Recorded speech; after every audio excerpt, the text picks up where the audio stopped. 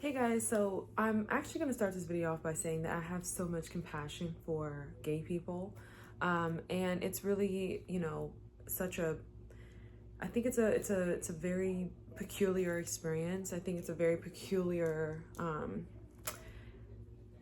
experience, existence, I guess you could say, in American society. I mean, to be born one way and the whole process of, identifying as something else. So I have a lot of compassion for gay people, but I'm coming on today to just kind of like address the violence that is perpetuated by gay men onto Black women. And I don't think a lot of people talk about this enough. I also don't think we have the verbiage and the language, especially given the sensitivity around the subject today. So I think one thing that was very evident to me was that, first of all, it's so interesting to be in such a space where we have gender studies and queer studies, because I always just kind of thought like if a person was gay, it was nothing more than sexual orientation. It's simply sexual attraction. It's what you feel like you want to do in the back end, what you want to do with your life. And it was like, I never understood the big deal about that. Like, I just didn't understand why did it have to be more than that. So what was evident to me was that Black gay males who perpetuated violence and inflicted violence on Black women were then justified because they were no longer identified as men. And this is not any like modern transgenders going in women's bathrooms and like killing women and murdering women. Like, that's not what I'm talking about. It's not coming from a political right wing, perspective. It's coming from a personal experiences, but also just something I've witnessed in modern society. And one thing that was just so evident to me was that it seemed like a lot of the Black gay men, or gay men in general who identified as gay, were really justified in their violence towards Black women. And I'm not talking about physical violence, I'm talking about emotional, I'm talking about spiritual, I'm talking about all of the violence that many feminists advocate against concerning men and patriarchy, right? So it's like, here it is, you have these gay men who now identify as women, and it's like now they just kind of have best of both worlds, right? You're still operating and benefiting from patriarchy in all of those ways, right? I mean, it's kind of like, and let me just say this, right? Because the thing about it, and the reason I'm a little like trying to flow but also get the words right, I also don't really have a lot of time to make this video. So I'm actually going to be wrapping up. This might have to be a part 2, but it's like whenever gay men are offended, and it's not, it could be just due to women, just day-to-day life, they may be in a friend group or whatever the case may be.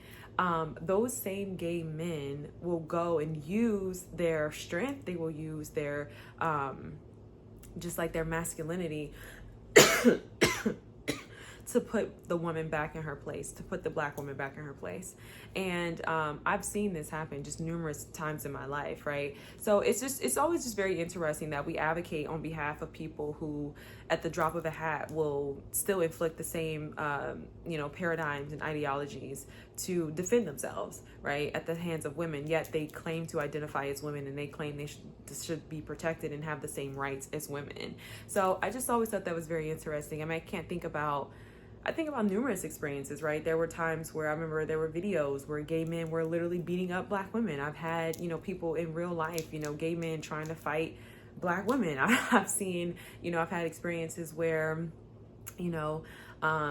gay men will start to get very violent with you if it's just something just like, a normal conversation and they feel offended, or they may, you know what I mean? And I more so just say that, like, you have to be really kind of careful with this, because I think for a lot of Black women, and just for a lot of people in general, we find ourselves defending people who at the end of the day benefit from patriarchy and will not put down that privilege. So I just, this is way too short for everything that I just said in this video that really probably needs to be like unpacked, probably from a scholar other than myself.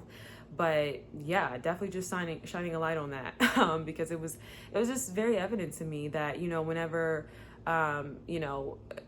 they feel disrespected or whatever, they'll go to great extents to humiliate a Black woman, right? And it's justified because they're men, and it's justified because gay men get the privilege of being the sassy, you know what I mean? Like, And it's really stereotypical in a lot of ways, right? And it's harmful stereotypes actually that are upheld.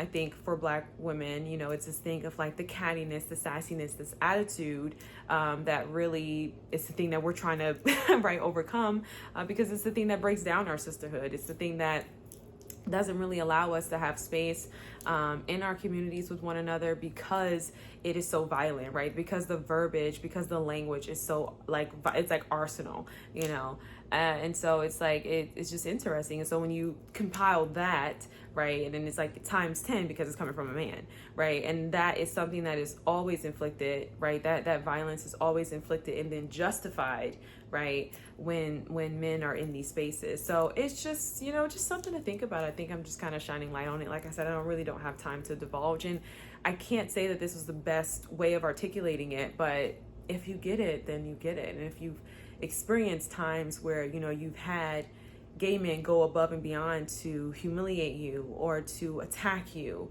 or to criticize you, then you completely understand. So it's like, really posing the question, I'm not talking about political, right? But it's like, are these men safe in these communities, right? Or do they really need their own space to just kind of do their own thing? Because I can't help but to notice all of the violence that gay men have inflicted, right? Black gay men specifically, and that's what I'm talking about because I'm Black, so I typically come from that perspective, have inflicted on women,